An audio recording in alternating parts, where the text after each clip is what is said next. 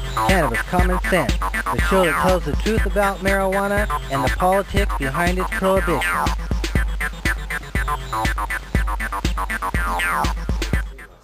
Yeah.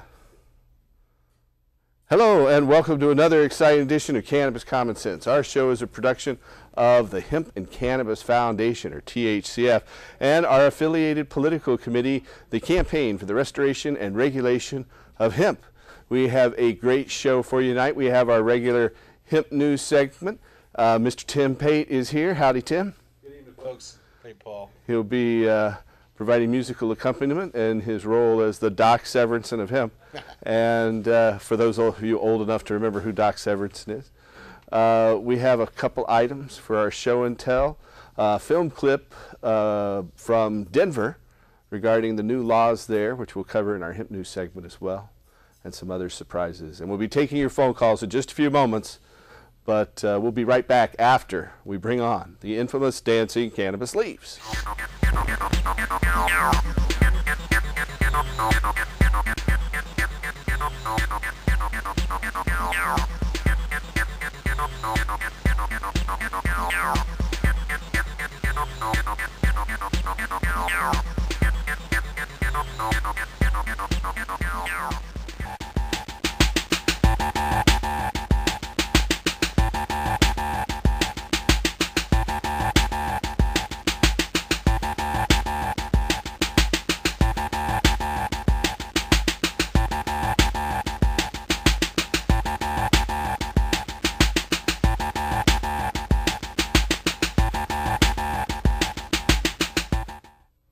They're so cute, dancing leaf to leaf like that.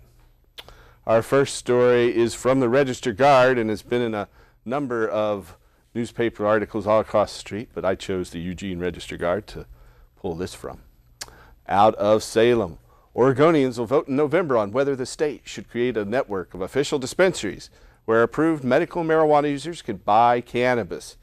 Advocates said Thursday, declaring that they have gathered enough signatures for their ballot measure. Supporters turned in 20,000 signatures Thursday to the Secretary of State Elections Division, bringing their total signatures turned in to 112,000. That's well above the 82,769 signatures required to put the measure on this fall's ballot, although advocates plan to continue circulating petitions for more signatures until the July 2nd deadline because of concerns that many will be tossed out as invalid. One of the proposal's chief advocates, John Sajo, said Oregon's decade-old medical marijuana program would be dramatically improved if patients could buy cannabis at state-regulated dispensaries. Currently, Oregon's 36,000 medical marijuana cardholders must grow their own, find a caregiver or grower to grow it for them, or buy the drug on the streets. Sajo said, quote, patients need to be able to go buy their marijuana in a safe, convenient, regulated, appropriate way, end quote. Oregon was one of the first of 14 states to legalize medical marijuana. Several states with similar programs have authorized government-regulated dispensaries, similar to those proposed by the latest Oregon initiative. Among them are California, Colorado, Maine, and we'll talk more about Colorado here in a minute, New Mexico, New Jersey, and Rhode Island, as well as the District of Columbia, Washington, D.C. The Oregon initiative also directs the state to conduct research, which Sajo said could help determine what drugs' interactions could be dangerous to patients and establish quality control standards to prevent contaminants and mold. It also would direct some of the revenue from the fees paid by participants to cover the costs of cannabis for low-income patients. The dispensaries would be created by private nonprofit entities and would sell cannabis grown by private growers. The dispensaries and growers would be regulated by the state and subject to background checks, inspections, zoning restrictions, and record keeping and health regulations. And that's a story from today's Register Guard down in Eugene. Our next story is from Denver, Colorado. Colorado lawmakers have passed legislation regulating the state's medical cannabis dispensaries. The legislation, House Bill 1284, now awaits final approval from Democratic Governor Willem Ritter, who's expected to sign the measure into law. The proposed law would require medical marijuana dispensing facilities to obtain state and local licensing, approval, and be in compliance with all local zoning codes. Under the regulations, dispensaries must pay a state licensing fee, shall be located no closer than 1,000 feet from a school or daycare, Municipalities have the authority to issue exemptions to this rule, and the operators must oversee the cultivation of at least 70% of the cannabis dispensed at the dispensary.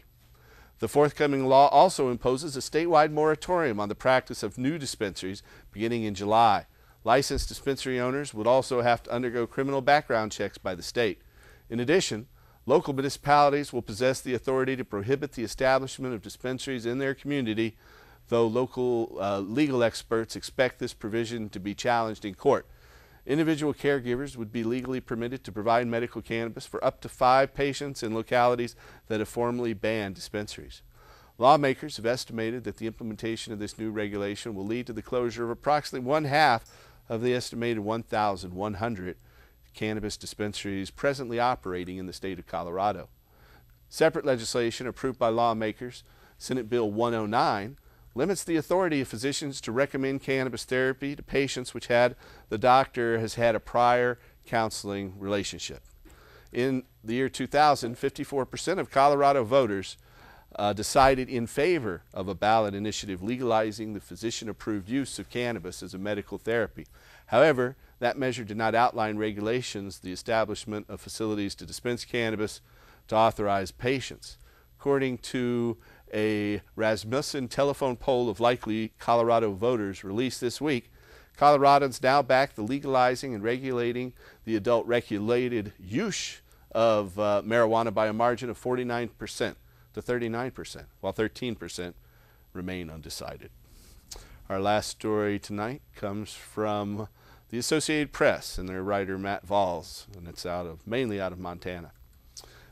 Vandals struck in the middle of the night, hurling Molotov cocktails through the windows of 2 medical marijuana businesses and spray painting "Not in Our Town" across the building just before the Billings, Montana City Council was supposed to take up a ban on any new cannabis shops.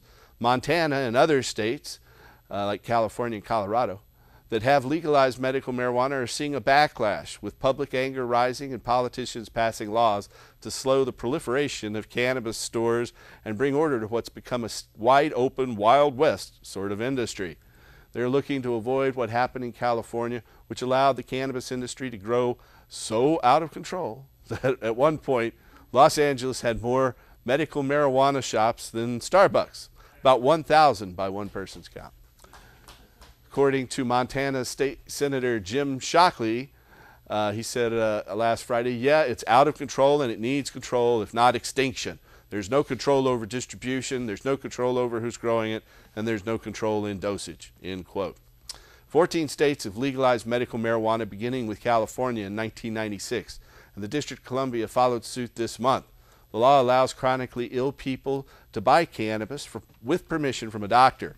But many of these states passed their laws without working out the details, and they weren't ready for the boom in cannabis shops that's occurred this past year after the Obama administration announced it wouldn't prosecute medical marijuana users in federal court as long as they were abiding by state law. In some places, local law enforcement officials and civic leaders are complaining that there are too many cannabis dispensaries, that buyers and sellers are falling victim to robberies and break-ins, that driving under the influence arrests are on the rise, and that cannabis is being sold indiscriminately and winding up on the black market. Some state and local governments are now rushing to put regulations in place. Colorado lawmakers passed sweeping rules this month for cannabis growers and the estimated 1,100 cannabis shops selling cannabis in the state of Colorado, creating a new bureaucracy led by auditors and criminal investigators who monitor the industry to make sure, for example, that the drug is sold only to patients who have a doctor's recommendation. Regulators expect about half the state's dispensaries to continue operating under the stricter rules. The Montana City of Billings City Council approved a 6-month moratorium on new medical marijuana businesses in May after violence against cannabis businesses the previous 2 nights with those Molotov cocktails. On Thursday, the city of about 90,000 people ordered 25 of Billings, Montana's 80 or so cannabis businesses to shut down after discovering they were not properly registered with the state. According to Dennis Pittman, he said after the fire bombings, and he's a city councilman in the city of Billings, Montana, he said, quote, "I was hoping this would be a more civil discussion. I wish it wouldn't have gotten to this level," end quote. Los Angeles officials recently took steps to shut down hundreds of dispensaries and ensure that the ones remaining meet stringent new guidelines. The owners must undergo a background check, and their stores have to be 1,000 feet from other schools and nursery schools. Montana's medical board is considering curbing mass evaluation screenings and teleconferences that have sprung up across the state that make it easy for people to get a medical marijuana card. Montana in recent days has seen cannabis caravans and mobile operations that pass through town charging hundreds of dollars for a doctor's recommendation for cannabis. The push for tighter regulation has infuriated some medical marijuana users, though. So that's the end of our hemp news segment for tonight. Now we're going to go over to Mr. Tim Pate. How are you doing, Tim? I am fine. There's some interesting stories there. I'm sure we can have some discussion about that at some point. Well, it's kind of interesting. We've had this boom in medical marijuana in several states. California first, then Colorado, and now Montana and Michigan. Right. And now there seems to be a backlash in several of those states that's forming to oppose it. At the same time, it's moving forward, like with our initiative and the dispensary initiative that seems certain to qualify here. So I don't understand, though, why you close or you prohibit any more stores from opening when two of them are Molotoved by some idiot. I don't get that. I don't get the connection there. Well, so I think it has more to do with some of them, just the ones they're closing are the ones that didn't jump through the proper hoops and get the proper licensing. Yeah, I saw that. So that's one thing. The other aspect of it is that there's already in Colorado kind of a bust after the boom, and a lot of those things are closing up on their own because, well, there's just too many of them to meet the needs of the limited number of medical marijuana patients. Right. I mean, here in Oregon, we probably have 1,000 businesses ready to open as soon as we get a dispensary initiative. And 36,000 patients sustain 1,000 different businesses? Right. That's 36 patients per outlet. I don't think so. So there's just this natural economic tendency to first you have the boom, and then you have the contraction and the bust. Yeah, you're right. And that's kind of what we're seeing hand in hand with the kind of a backlash. But at the same time, we're moving forward on so many fronts. I'm glad to see that we're even considering that there could be a boom in the marijuana business, in the cannabis our business. Octa petition, it's which incredible. At this point we're circulating a volunteer petition drive, and we weren't able to get the paid petition drive off the ground, and we probably won't at this stage. But that would just open up the whole market all the way around. I mean, we've got a pretty big volunteer effort out there going, and so we urge you, if you're out there. There are a lot of people doing it. I know that. So yeah. I'm encouraged by that. Don't give up till it's over, man. It's a marathon, not a sprint. That's true. We've been involved in this marathon for a long time. If we don't make it this year, we're going to make it in 2012 for sure. And California's already on the ballot, so we could see it legal in California in November. We ain't giving up, that's for sure. If I use a Let Oklahoma our colloquialism. people go and grow. There you go. Amen.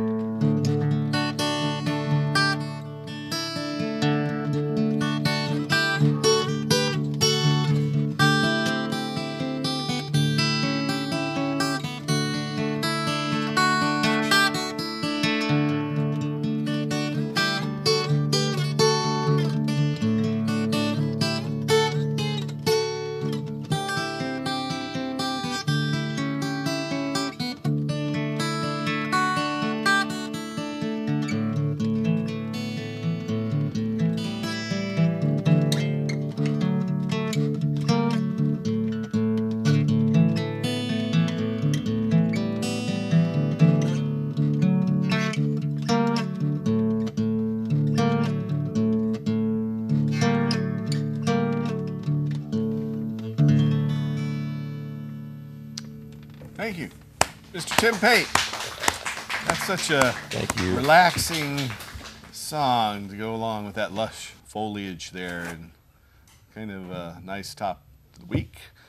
We are taking your phone calls tonight, so if you have a question, we're live streaming on ustream.tv, and you can text us questions there, or you can call us at 503-288-4448. That's 503-288-4448. We do have a caller standing by. Welcome to the show, caller.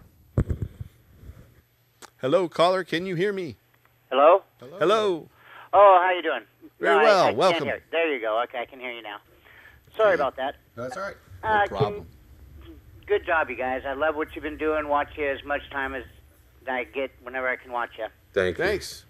We keep doing it. We hope we're making a difference. You guys are making a big difference. But anyway, I've been watching you for a long time, and I haven't heard you guys give kind of a rundown on what the current laws are. Like, how many growers can you have per address? Okay, first I'll deal with that question. Stand by, we'll take any more. There's no real limit by address. It's by grower. And so growers can band together in one location, and you can have multiple growers in one location. There's really no limit to that. There's a limit in terms of any individual grower can only take care of up to 4 people. And so they can't go over that limit here in the state of Oregon. Now, there is no limit on the number of patients a Oregon caregiver can take care of. And so a patient can name themselves as the grower and caregiver, or they can name up to 2 other people as their grower and caregiver. So that's the medical marijuana law in Oregon. Patients with those symptoms, chronic pain and nausea, AIDS and glaucoma, IBS, seizure and spastic disorders, asthma, GERD, hepatitis C, Crohn's disease, cancer, any of those, if you have those conditions, then you qualify for medical marijuana. And that's the way the law is in Oregon and most other states, with the exception of California, where they have a broader list of conditions. Now, do you have to live where you grow? No. Okay. I don't grow where I live. I have kids there. Now, let's just say you have a couple hundred acres over in eastern Oregon. Mm-hmm. What you're saying is that you could get more than 2 growers to kind of co-op on that? Oh, certainly. Our unlimited numbers of growers to co-op on that. I recommend that, you have some sort of security.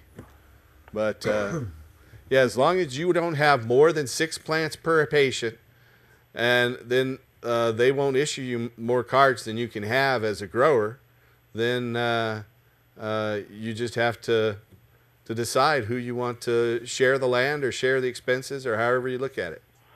Oh, okay. And there's no real limit. You could have hundreds of growers band together on 200 acres in eastern Oregon if you could get that many people together and make them happy. Okay. Now, the best way to transport like something out of there would be by the plant. Like you could get 6 plants and yeah, you can have up to 6 plants per patient. Okay. Okay. Now, is there any way we can get a list of the medical plants that work on certain ailments? There's nothing really that is out there. There's a few people that say things, and different plants work for different people, but there's no real compilation, because just because it works for you, it doesn't mean it's going to work for me for the same condition, or Tim here, or it's really, and the same plant can be harvested at different times. There you go. And have varying cannabinoid content. Exactly. So if you harvest your plant at 6 weeks or 10 weeks or 12 or 14 weeks of flowering, they could have different cannabinoid contents, the same plant, the same clone, and if they're grown under different conditions, they can have different cannabinoid profiles. The minerals coming into the root system. Yeah. One tomato grower is better than another sometimes. What their nutrients are. There's a whole bunch of different factors, so many that it's difficult to list them all, that could change the very same plant and make it radically different when grown in a different set of conditions. There are still similarities, too. One last question just before I go. Do you believe that the bigger the root ball is before you put it in the ground, the bigger the plant's going to get? Yeah, I think that the bigger the root system is, the bigger the plant can get. That's what I think. Okay. Not necessarily it will get, but definitely, as a rule, the bigger the root system is, the bigger the plant can be. You know, you guys answered a lot of questions, and wow, you explained a lot. I didn't even know some of the stuff you told me. Thank you a lot, Great. gentlemen. You keep up the work, and Thank you. I'm behind you. Right on. Thank you. Appreciate Have a that. good evening, Thanks for gentlemen. your support. Yep. If you're out there and you have a question or phone call for us tonight, give us a call. At that number on your screen, it's 503-288-4448. Now, speaking of being behind somebody, you're heading up to Seattle tomorrow. That's right. Tomorrow we are, the folks at the Seattle Hemp Fest Right. and Vivian McPeak Yep. are organizing a rally at the U.S. Federal Courthouse Yes. at 2nd and Marion in downtown Seattle, Yes. starting at 2 o'clock to 4 o'clock. This is a rally to support Mark Emery, who has done more to You can hear that in help our live medical audience is marijuana. Yeah, our respected here. audience is some of them are applauding there. Yes. But Mark Emery has done more to help medical marijuana patients throughout the country throughout the world get their garden going, and not just medical marijuana patients, but people. He's helped more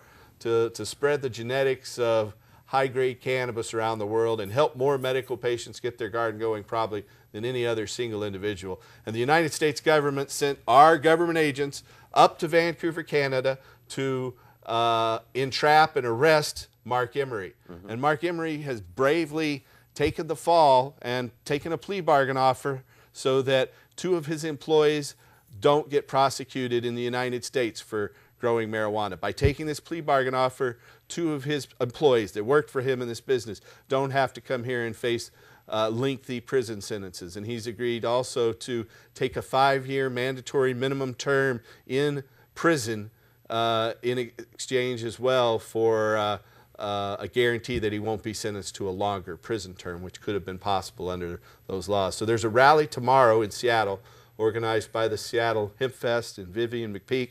THCF and THCF Medical Clinics and Cannabis Common Sense are all supporters and sponsoring the rally up there. And I will be one of the speakers among others. So if you're in the Seattle area or you want to go up to Seattle, we'll be at the U.S. Federal Courthouse at the Henry Jackson Building at 2nd and Marion in downtown Seattle tomorrow from 2 p.m. till 4 p.m. Thanks for reminding me. Absolutely. Well, it was important to bring that up. It was, good timing. We are getting another caller. Hello, caller. Welcome to our show. Hey, Tim and Paul. Good evening. Welcome. Thanks for the work. You're welcome. I'm wondering about how you'd go about, or I might go about getting some male pollen to I know it's not the right time of year, but any ideas? Well, you got to grow probably from seeds because I don't know a lot of people who clones male plants. Yeah, exactly. But yeah, I've never heard of that really being done by anybody. But so you get some seeds and you let them grow till they're up to 6 inches or more tall, and then you put them on a 12-hour or lower light cycle of light and a 12-hour or more of darkness. And you and find you the watch culprit. them You and find see him. which ones turn male. He'll be there. And those are the ones that you take and put back on the 24 or 18-hour light cycles so they come out of flower, which takes about 3 to 6 weeks to do fully. Yeah. And then you take those males, get them as big as you want for the amount of pollen you need. Exactly. If you don't need very much, you can just go ahead and let them finish out when they're little tiny plants too. Well, I guess what I'm really asking is there any way that anybody in the area would have male pollen? I know it's easy to think find there out is a in the way. fall. There is a way. I know there is a way. I've known people who've had male pollen at times, and we've bred a few seeds ourselves at our THCF medicinal gardens that you get to see while Tim's playing his guitar there. But I haven't specifically grown for pollen. I've had some people that have brought pollen in, and of course, this being a public forum, we can't just start naming people's names off. Oh, of course but not. if you come to things like the Oregon Normal Meeting or any other place where medical marijuana patients gather, or you put it out there on one of the many websites like IGotMyCard.com or BudBook.com and say that you're looking for pollen, I'm sure you will find someone to help you. So Cool. There's bound to be someone. Yeah. What's the situation with getting seeds from Ireland or Holland or Well, you know, they're changed with the probably, my feds? understanding is that 9 out of 10 times they get through in the mail, and 1 out of 10 times you get a letter saying they've been seized and you don't get them. But I haven't heard of anybody who's really been prosecuted here locally for doing it. However, your mileage may vary. Yes, and Mark Embry is proving that you can be prosecuted for mailing seeds. Yeah, exactly. So the feds haven't made any comments about what they're doing in that Oh, regard? yeah. Well, the feds went after Mark Emery and now brought him to the United States to persecute him for, you know, helping so many patients and using the money to help legalize marijuana. So the seed thing wouldn't be have anything to do with the state regulations? You know, probably the safest thing you could possibly do is go up there to Canada, find a place that has them, and then just kind of put them in your shoe when you're coming back, or somewhere where they're unlikely to be seen and found or something, you know? Yeah, In your I'm pocket at the very least. very hip to that. Last question, sativa. Has it been so long since it's been around that we don't recognize it? I mean, Well, you know, I once is it a flowered low-yield plant? a pure sativa tie plant, and it never finished budding, according to the way indica plants finish budding. It And, just kept and flowering horrible without yield really with it? having any buds for about 6 months before I stopped it. Now, I have one strain called Limit Pledge, which has been a real popular strain for me and has won some quality awards Yes, it has. in several contests, including the Oregon Normal Medical Cannabis Cup. And so it has a lot of sativa in it and has those very narrow sativa leaves, but it's What not a about pure the buds? sativa. Are I they don't think many scrawny people. and small and mostly hair without much vegetation around it? What was the first part of that question? Well, I've got some that are from where you were talking about, and it doesn't seem to grow any bud. It's Yeah, that's got what I hair. found. I let it bud for 6 months and it never grew any bud. Well, I So heard that's the rumors. way some sativas are. You know, they're primarily fiber plants, and they can produce seeds, and they're good for seed production. But I think hybrids between cannabis and indica, which are still the same plant, cannabis, that those hybrids are the most productive. So that's for what I used seed to oil find out and in the buds. fields in Nebraska. Yeah. Sativa, you know, they're 6 feet tall, nothing to them. There was no buds on it. It was just tall, langy, Nebraska you know. peewee. But you knew that there was a lot of fiber there. Nebraska, Yeah. no high. Yeah, that's it. I got ripped off for an ounce or two of it back when I was Oh, a young bummer. lady. Has a real woody smell to it. Yes. Yeah. Okay. Yeah, well, I've seen fields and fields of it in Nebraska. I really have. Out It Bohan. grows on the grounds of the Minnesota State Capitol in St. Paul, Minnesota. So the World they War can't II wipe it out there. Nebraska So it's right there peewee. on the state capitol grounds, on the Mississippi River bank there at the state capitol in Minnesota. this thing looks like it wants to grow 20 foot. Yeah. But you're I've not- seen it you 20 might not feet get tall anything in out China. of it, though. Well, Have you? we'll see. Yeah, I've seen 20-foot tall hemp fields in China. You got corn, and you got the hemp plants. Yeah. That much taller than the corn plants. Well, I remember the Corn's the pictures next of 20-foot tallest thing. tallers over in France as well, when they Yeah. were doing the isochamber. Huge plants, you know, Yeah. the big fields. Yeah. Big fields. Solid I've mass. seen budding plants 15 feet tall, too, of indica plants, or indica sativa blends. Think of what we could do if we had that mass here.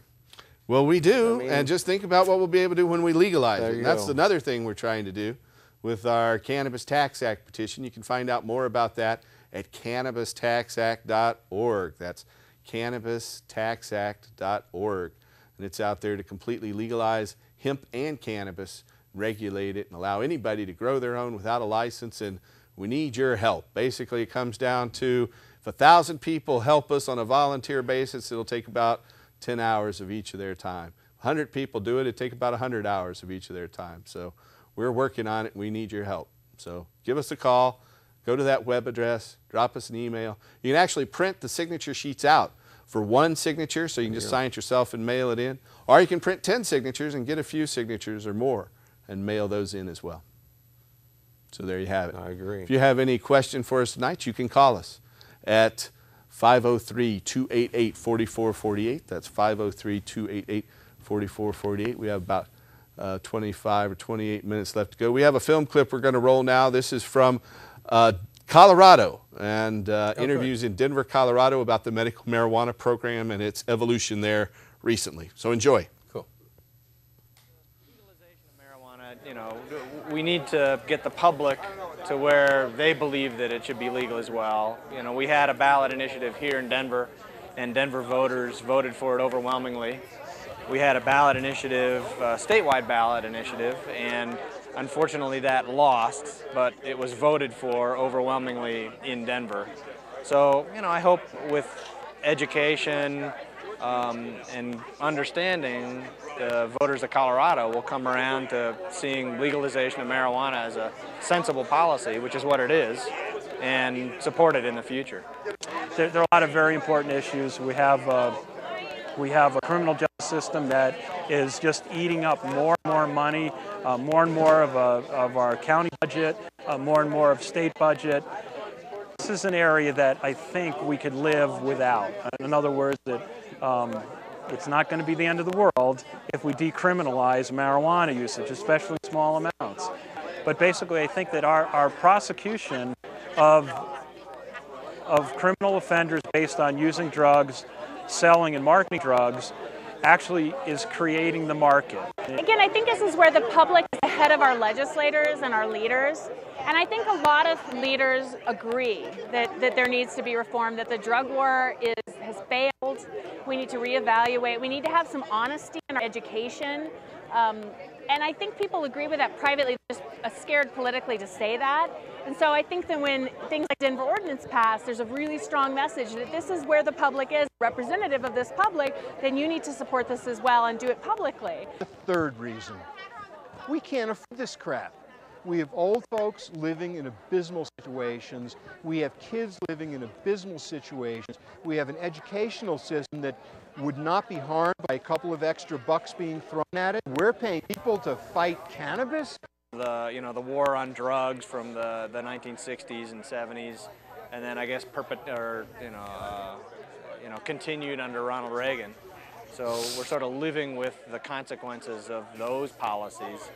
I mean, you know, when we talked about this at City Council, I made the analogy to the Iraq War, and I think the analogy is entirely apt. You know, we've been engaged in the war on drugs for decades. It's been very expensive. It's killed a lot of people, and it's gotten us nowhere. Much like the war in Iraq has been very expensive, killed a lot of people, and gotten us nowhere. So, investigating and arresting people for possession of small amounts of marijuana, or marijuana at all for that matter, and prosecuting them, putting them in jail is just a huge waste of our resources when we've only got a finite amount of resources to begin with. There's so many other things we could be doing with those, with that money and those resources. But what I'm concerned about with the marijuana question is that there are so many important issues that government has to deal with, and we all know that we don't have the kind of monies that we need. We have infrastructure deficiencies in terms of water infrastructure, sewer infrastructure, roads, bridges, transportation. There are so many more important criminal issues and health and human service issues, and why we're spending the amount of resources and the time of energy we spend on persecuting folks for marijuana possession, especially small amounts, I think it's really just a waste of effort. That's a well said. Well said. So that was an excerpt from a conference with Sensible Colorado. There's a lawyer there, Brian Vincente, who's started Sensible Colorado, and they've been a primary advocacy group for medical marijuana patients in the state of Colorado, and we've supported their efforts there with goodwill and donations, and we're happy to continue to work with them. It looked like a city councilor and a county commissioner there were speaking, and I was listening along with them, and I thought they had some good things to say that were well said. I think so as well. Yeah, it was a really good presentation. We got to thank Scott Free for putting that video together. That's a good one. Good. If you're out there and you have a question for us tonight, give us a call at 503-288-4448. That's 503-288-4448. We have a text message from our internet site from Ustream.tv, where we're streaming live all over the world. That's right. This one is, how many total signatures does Oregon have now? Well, I take it you mean on the marijuana petitions, and there are 2. The reports are that the I-28, the initiative to establish medical marijuana dispensaries as nonprofits here in the state of Oregon, has turned in between 112 and 120,000 signatures, depending on who you're listening to, and the Secretary of State will validate those, and they'll be turning in more by the deadline on July 2nd. Our Oregon Cannabis Tax Act petition, which has had a year less to gather signatures compared with the dispensary initiative, actually a little more than a year less to gather, is up to about 10,000 signatures now, though that's an unofficial count. Our official count back on the 5th of May, 16 days ago, was over 4,000 at that point. We haven't got an official count since then, but I think it's up to about 10,000 now. So that's about where it's at. There you go. We have another telephone call. Hello, caller. You're on our show. Yes, sir. I was wondering, them bottles y'all have sitting up on the counter, what are them used for? Well, that is good question, because you were asking that at just the right time, because here we go. We have these bottles that we show here on the show, and I call them the show and tell, or the sharing session. We have a collection of bottles of about 200 different containers that are antique medical marijuana containers like this one. Let's get camera 2 to, or some camera to close in on this. Who's doing it? You're doing it. Okay, this is mentholated cough balsam from H. Clay Shaw and Company, druggists and pharmacists of West Virginia. And it says it contains no morphine or opium derivatives, but the front panel says it contains chloroform, cannabis americana, that means marijuana grown here in the United States, combined with menthol, gilcium, squill, ammonium chloride, and senna for a cough, cold, spasmodic, croup, bronchial, and other diseases and air passages. This is a cannabis-based medicine with chloroform in it, which would kind of knock you out if you took it. And it's also, chloroform's kind of addictive, so you wouldn't want to take it very often. So you could get addicted to the chloroform, even though it advertises it contains no morphine or other opium derivatives. Well, you wouldn't get the constipation associated with opiates anyway. How old is that, by the way? This thing is about circa 1910, so it's about just right at 100 years old right now. Very nice. So it's an antique, and it's still full, which is kind of neat. It's never been opened. Never been opened, and still has the box attached. This was donated to us last week, and it is a bottle created by a local gentleman. He hasn't really told us we could say his name on the air, but we want to thank him. It's a very nifty bottle. He did some kind of blasting with pellets, some kind of glass pellets or something instead of sand. And he etched the THCF logo right there into the bottle. There you go. So thanks for that question. We have another caller question. Welcome to our show. Yes, my name is Jason. Hello, Jason. Yeah, back in '85, my mom was really in the grassroots of Oregon Marijuana Initiative, and Me too. People like John Sajo went out, and we collected a lot of petitions, and we got it on the ballot, and it was passed 5 in '85, and it never made it. I was just wondering if there's going to be another grassroots like that started here again to try and legalize it completely. So that's what we're doing with our Oregon Cannabis Tax Act petition. And so we have a petition out there right now. We've been able to gather signatures on it for about 3 or 4 weeks now since it was approved or maybe a month now. When was it? It was sometime in April. It was. Anyway, April 16th or so. So it's just over a month. And so we are organizing a volunteer campaign. We hope we get the big bucks and are able to pay petitioners, but at this point we haven't been able to. And so that's I-73, the Oregon Cannabis Tax Act. It would just completely legalize marijuana, allow anyone to grow their own, and tax and regulate the sales to adults. And it would also free up untaxed cannabis for medical marijuana patients who could buy it at cost in pharmacies.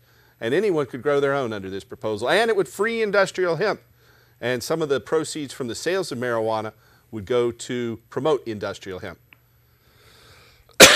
So go to that website right there. There you go. And find out more, or give us a call at 503-235-4606. That's 503-235-4606. I'm glad to hear that your mom taught you well and that you're continuing on that family legacy of being an activist. Definitely. Right on. I worked on that Oregon Marijuana Initiative petition campaign too. In fact, I kicked it off down in Medford, Oregon, and I donated about $50,000 to it to help put it on the ballot. Yeah, the old OMI office used to be right up at Belmont, above the laundromat. And I was actually 12 years old, and I was proofreading The Empire Wears No Clothes, or everything you should have been taught about marijuana in school, but wasn't. Yeah. So first came Jack out here in Hare. Portland in 1985. Yes. And that first edition, I'm proud to say, was written in my house of Jack Hare's The Emperor Wears No Clothes. Yes.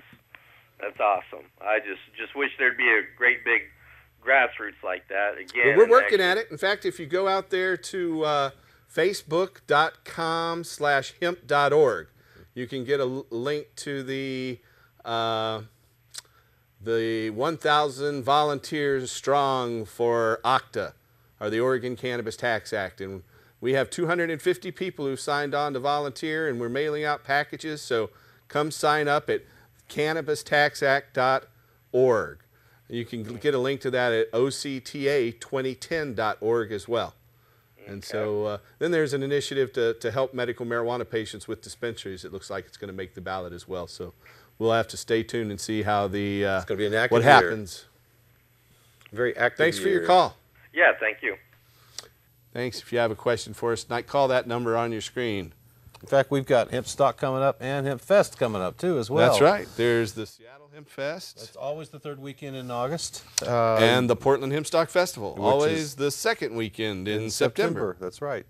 I know that Amy Guthrie? Amy Nelson, Kathy Guthrie. That's it. Folk Youth. Sorry, ladies. Be there. And John I'll hear about that Trudell and Bad Dog would be there. Yes. There's a possibility Toots, Hibbard of Toots and the Maytals will be there. In fact, he was in town just last night and today, and he came by our office, and we took some pictures of him, and he's going to be playing a benefit for us this fall. We hope it's at the Hemp Stock Festival. We have a couple of text questions from the internet. It says, any advice on what to say to someone who does not want to sign the OCTA petition?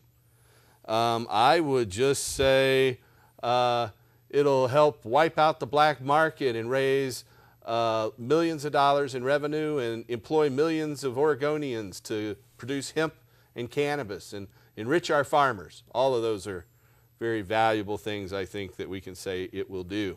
I would say, too, that signing the petition doesn't guarantee that it's going to pass in the fall. We still have to vote. They can sign the petition to get it on the ballot, and they can still vote no against it if they don't feel like it's what they want.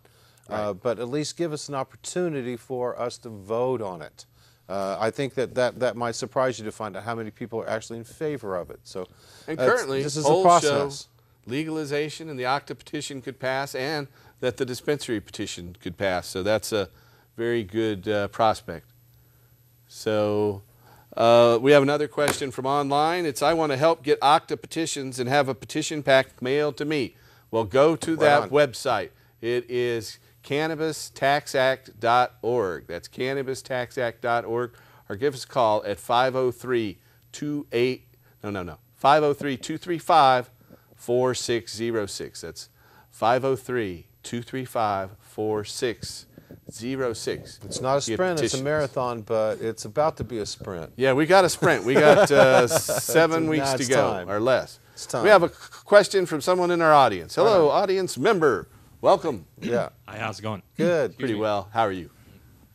Yeah, so if we get these dispensaries here in the fall, are it going to be like California? Are we still paying the black market prices? Well, you know, it's impossible to say exactly what the prices would be. Of course, if I had my druthers, and I've been called derisively the Walmart of cannabis by some people, I will drive the price down as low as it can possibly go. I know my outdoor costs, you have to make a profit, but my outdoor costs are about $12 to $15 an ounce, and my indoor costs are under $40 an ounce. And so I think we can drive those prices way down. And then you just have to go to the place where you get the best quality for the lowest price. And I think people just do that instinctively. And so I think that the model that we have here with I-28 will allow some people to jack those prices up, but other people can try to bring them down. So we'll just have to see what happens. The market will play with that one for a little bit, and I have a feeling that the black market is going to be very disappointed. They won't be getting the prices they used to. Yeah, things are going to change. A lot cheaper. It grows on trees. It does. The way you grow it, it certainly does. Yeah, I grow mine as tall and as big as I can get those plants. We have another question from phone call. Welcome, caller, to our show. Yes, my name is Ryan McDonald. I have a question. You said that you can get a medical marijuana card for extreme GERD or GERD. Yeah, how bad does it have to for be? nausea and pain. How but bad yes, does it you have to can be? get a card for GERD or gastrointestinal esophagus reflux disease. Yes, you can. Okay, how bad does it have to be? Well, it has to cause pain and nausea. If you have pain and nausea and it's well documented, then you can get a medical marijuana permit. That's probably how you yes. discovered you had it in the first place. Right. Well, the way I discovered I had it was my GERD is so bad that I actually vomit. So it does cause me pain and nausea. Vomiting is nausea. Yes. So if you're vomiting, you have nausea and you qualify for if you have consistent severe nausea, which causes you to vomit very often, and that's been documented with your doctor for a period of time, then you can get a medical marijuana permit. Won't be hard at all. Okay, thank you. You're welcome. We have clinics all over the United States, and we know other doctors out there outside of where we have clinics that we can recommend to you. So if you have any of those conditions there on your screen, give us a call, and we can give you a doctor referral from coast to coast and out in Hawaii too. Call us at 503-235-4606. That's 503-235-4606. If you're outside the Portland area, call us toll-free at 1-800-723-0188. 1-800-723-0188. If you or a loved one or someone you know has one of these conditions that qualify and can't find a doctor, we know doctors all over the country, so call us at that number, 1-800-723-0188, to find a medical marijuana doctor or to get involved in the movement to end hemp and cannabis prohibition. We have another phone call. Go ahead, caller. Welcome to our show. Hi, yeah, I'm a long-time listener from Athens, Ohio. Howdy. And you guys are doing a great job out there, and I'm Thank actually thinking about moving out there to join you soon. Come on. Well, come on home. We'll welcome you. Okay, great. And what I was wondering, this is kind of a personal question for Paul. I'm wondering what his favorite, personal strains are that he likes to grow. Oh, I love my lemon pledge with its real lemony flavor. I like Trainwreck. I like this one, Strawberry Cough. And variety, of course, is it's nice to change around a little bit, but I like the those purples. are a couple of my favorites. I like the purples. You like the purples? I They like have the real purples. high sugar content. They do. And taste yet sweet. They do taste sweet. Grape-like. Okay. Anyway, yeah, those are the ones we like. We can keep going. We could keep going a while. Yeah. I like, a lot of them. I've tried a lot. We're old hands at this. Varieties of spice of life. It keeps getting better. That's true. Right on. Keep up the good work. Thanks. Thank All right, you. thanks for your call. We have a studio audience question now. Go right ahead, studio audience member. Hi, Paul. I just welcome. wanted to know if maybe you could elaborate on the chronic pain, because I know you mentioned it a lot, but I have chronic kidney stones, and a lot of people don't know what that pain covers. Oh, that's one of the most excruciating pains known to man. Oh, my God, yes. Mainly man. Not many women have it, thank goodness. But, yeah, things that cause chronic severe pain qualify for medical marijuana in every single state except New Jersey. New Jersey didn't put chronic pain in the list of conditions. So They'll learn. every one of the 14 states in the District of Columbia that allow medical marijuana have chronic pain, and it's always the largest single category of patients who qualify. And what happens is doctors often get chronic pain patients addicted to morphine, OxyContin, fentanyl, all those Valium and Vicodin, all those different analgesics out there that are addictive. And those drugs really aren't meant for use for more than 2 or 3 days and no more than a week. And they give them these prescriptions for a long period of time. And what we find is once patients come in our clinic and get a medical marijuana permit, they're able to wean themselves off those addictive drugs and just use cannabis, which improves their quality of life dramatically. Amen. You know, we have another brief film clip we're going to roll. We got about 8 minutes to go. Here's the film clip from our movie, The Green Goddess. And I'm a proud associate producer and a bit part actor in this movie, so enjoy. A bit part, right? A little bitty part. Legend has it that deep within the THC crystal of the marijuana plant, there lives a goddess. 45 seconds. A goddess so incredible that meeting her will transform your life forever. She's magnificent, glorious, beautiful, delicious. I want to meet her. You start with a strain like this, nurture her, worship her. When your mind is open, she will come.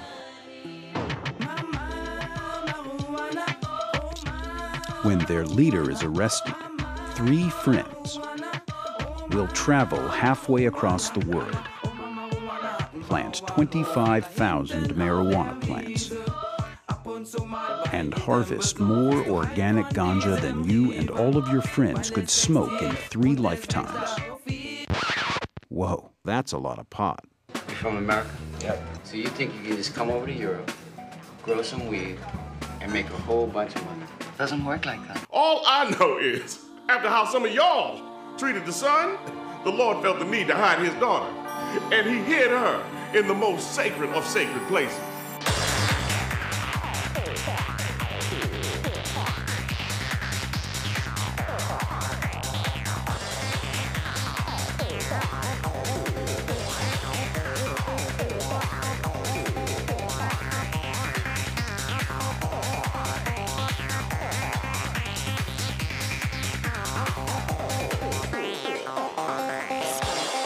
They have only one chance to get it right and to meet one goddess. Would you like to meet the Green Goddess? So you can go to greengoddess.info, greengoddess.info to find out more about that film. We have a telephone caller. Welcome to the show. Hello, caller. Hello. There you are. Hey, how are you? Hello. Hi. How you doing tonight, Paul? Good. How you Pretty doing, well. Tim? I'm This good. is Yvonne, Lynn's best friend. Hello. Hey, welcome. How's it going? You still there? I have a question. Sure. All right. Yep, I'm still here. Okay. I wanted to know if we have the Oregon dispensaries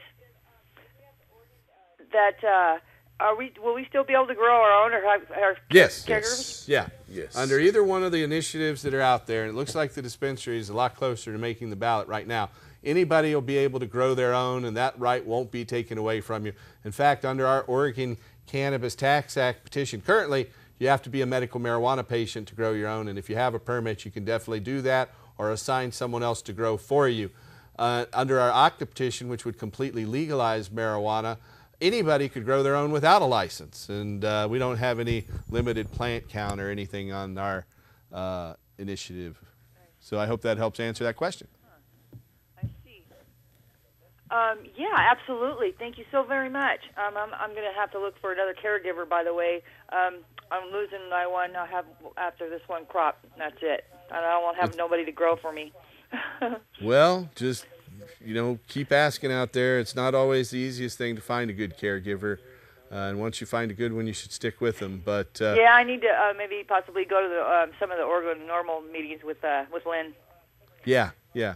So stay tuned. We'll have more information. I think those have moved to a new location, and we'll be able to announce that location here on next week's show, I'm sure. So they're going to have a meeting tomorrow? I'm not sure. Okay. Okay. Well, thanks for your call and your question. There's another question there we can't take. Well, anyway, that is about the end of tonight's show, and Mr. Tim Pate is preparing to play some music for you, and we can show you some more luscious garden shots from the THCF Medical Garden. I just want to remind you out there that if you are a registered voter or you want to help legalize marijuana, come to Oregon and circulate our petition. You don't have to be a registered Oregon voter to gather signatures, but you do have to be a registered Oregon voter to sign it. So you can print that initiative off the internet right now. Just go to that website, cannabistaxact.org, and print those petitions out and get them turned in to us. Also, if you or a loved one have a medical condition for which you think you might qualify for medical marijuana, we have doctors all over the United States we can direct you to in our referral service to help. In either case, you can call about legalizing marijuana or finding a doctor to help you with medical marijuana at, here in Portland, 503-235-4606. That's 503-235-4606. And if you're outside of the Portland area, that number right there, then give us a call at 1-800-723-0188. Hey, well, thanks for watching another exciting edition of Cannabis Common Sense. We'll be back live next Friday at 8 p.m. Pacific Time. We're going to go out with Mr. Tim Pate. So thanks for watching and help us restore hemp. Good night.